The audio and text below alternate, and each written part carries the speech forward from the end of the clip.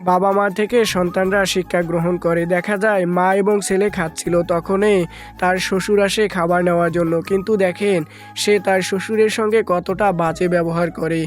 সেই ব্যাপারগুলো কিন্তু পাশে থেকে তার ছেলে দেখছিল। তখনই দেখা যায় সে তার শ্বশুরকে লাথি মেরে সেখান থেকে ফালাই দেয় এবং দেওয়ার পর বাটিতে কিছু খাবার নিয়ে সেই শ্বশুরকে দেখেন কিভাবে সেখান থেকে নিয়ে গিয়ে এক কোণায় বসিয়ে দেয় খাবারগুলো দিয়ে এবং দেখেন শ্বশুরের সঙ্গে কতটা বাজে ব্যবহার করে।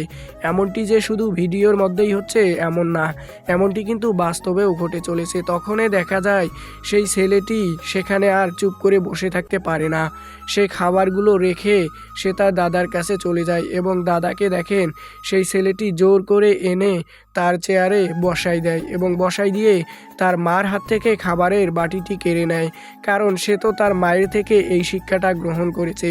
তাই সন্তানের সামনে অবশ্যই সবসময় ভালো কাজ এবং ভালো ব্যবহার করুন বড়দের সঙ্গে।